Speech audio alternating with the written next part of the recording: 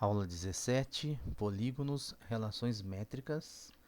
Então vamos discutir algumas relações métricas envolvendo triângulos e polígonos, sobretudo os regulares. Bom, começamos então com o triângulo retângulo.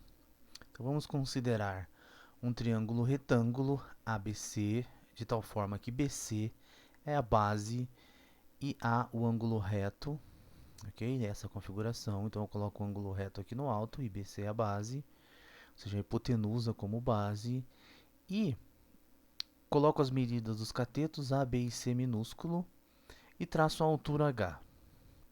A altura H define no segmento BC, na hipotenusa, na base, dois segmentos M e N que dividem o segmento A. Ou seja, então, ao tomar a altura, né, nós podemos imaginar que a gente divide o triângulo retângulo em outros dois triângulos. Por exemplo, se marcarmos a altura aqui, o pé da perpendicular como H, então obtemos os triângulos ABH, AHC e esses dois triângulos são retângulos agora com um ângulo reto aqui em H.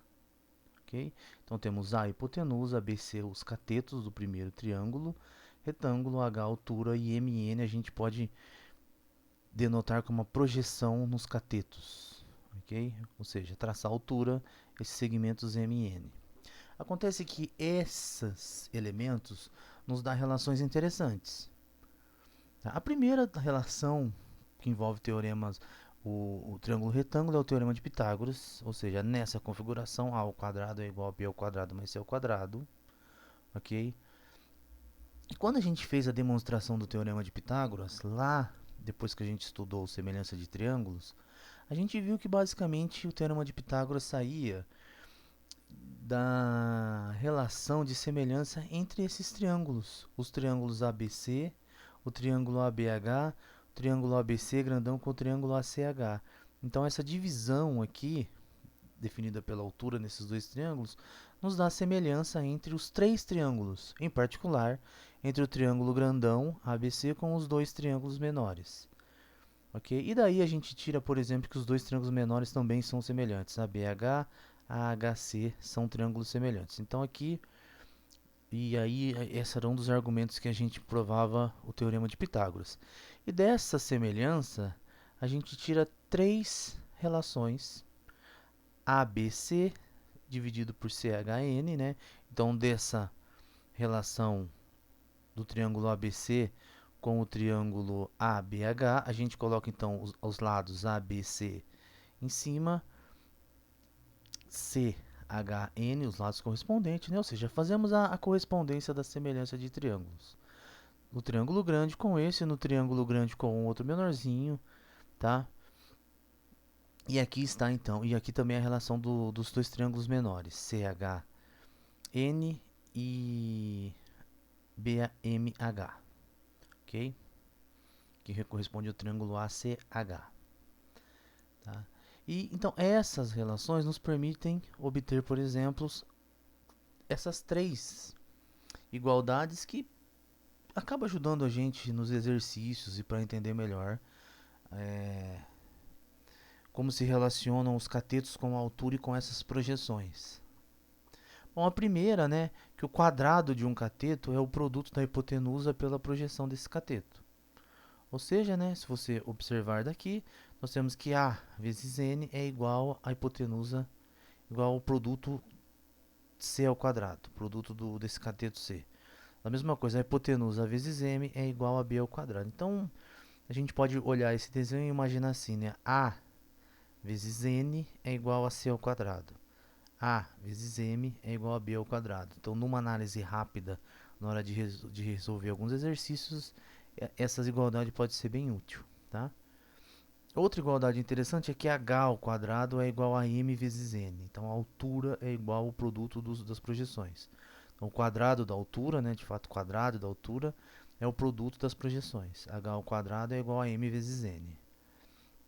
E, por fim, o produto dos catetos é o produto da hipotenusa pela altura. Ou seja, BC é igual a A vezes H.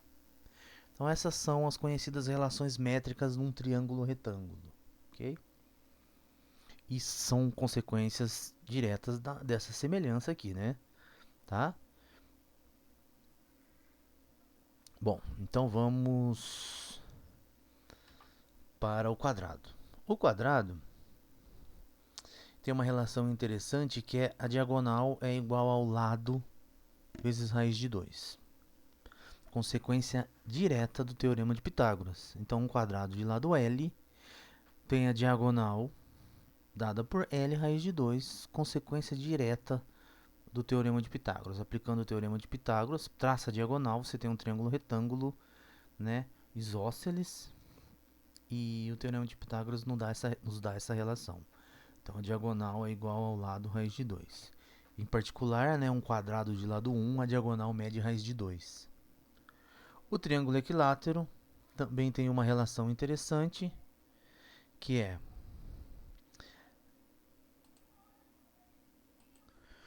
o triângulo retângulo. Então, temos, ao traçar a altura, né? Então, o triângulo retângulo, não, o triângulo equilátero, desculpe. Então, o triângulo equilátero é o triângulo regular. Os três lados possuem a mesma medida. E se essa medida é L, ao traçarmos a altura H, ok? Separamos aqui o triângulo retângulo A, H e L sobre 2. Como o triângulo é equilátero, em particular ele é isósceles, né? A gente provou lá na aula sobre triângulos que em um triângulo isósceles a altura, né, relativa a, a nessa configuração, né, também é a mediana, tá? Então esse pedacinho mede L sobre 2. Aplicando o teorema de Pitágoras, obtemos que a altura é L raiz de 3 sobre 2 e é uma relação métrica famosa, né, que a altura do triângulo equilátero é lado raiz de 3 sobre 2.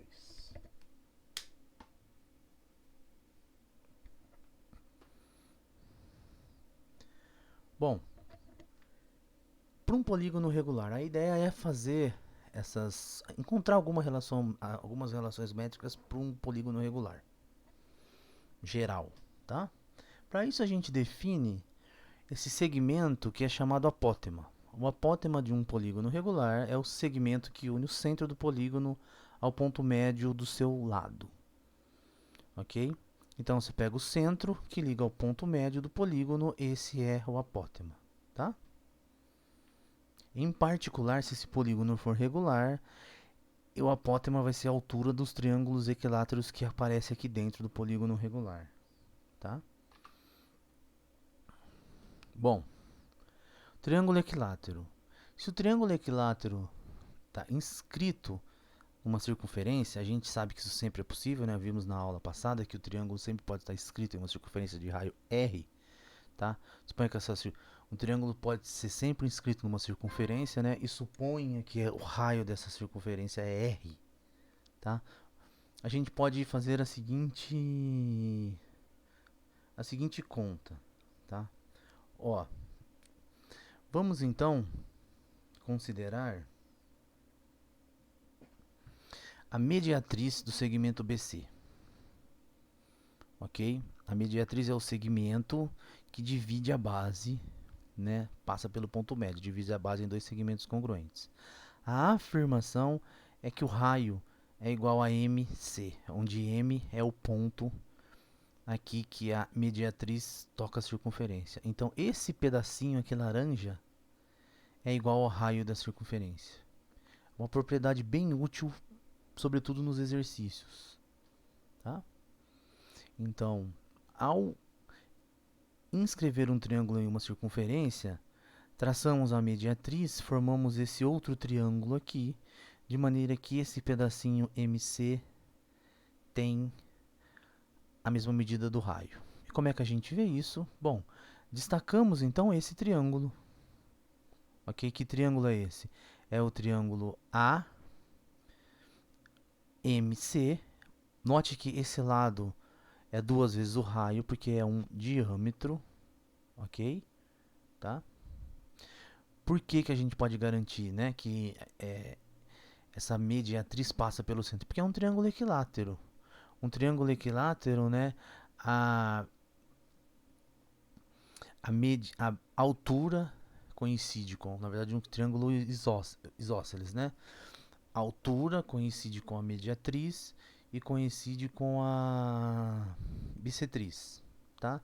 Nesse caso, o encontro das mediatrizes é o circuncentro, que é o centro da circunferência circunscrita. Nós vimos isso na aula passada, né? Que é o centro da circunferência, ok? Então eu já estou usando os conceitos de mediatriz lá da aula de triângulo, conceitos de triângulo isósceles e também os conceitos da aula passada sobre inscrição e circunscrição de polígonos, tá?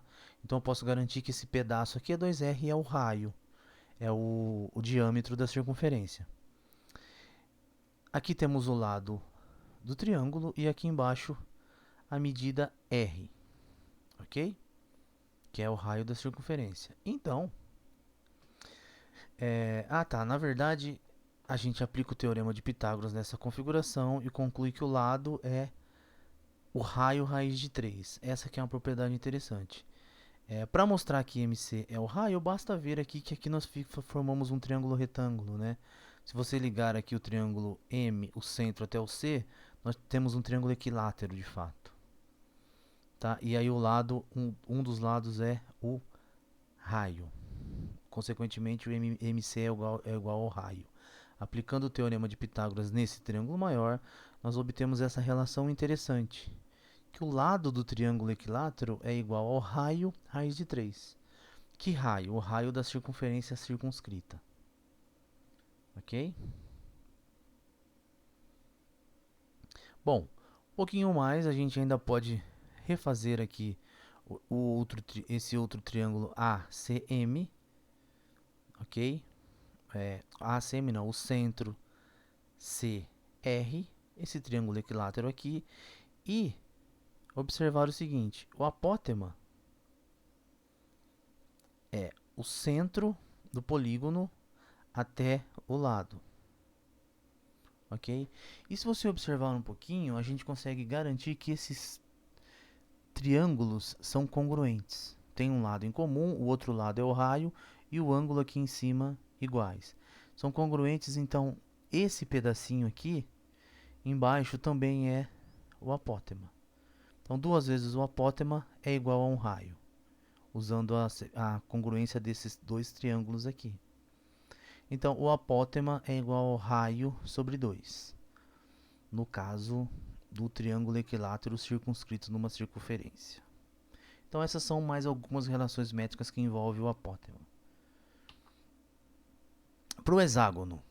O hexágono agora, o apótema, a gente pode descrever como sendo a altura desse triângulo equilátero que fica aqui dentro. Lembra que o hexágono regular, né?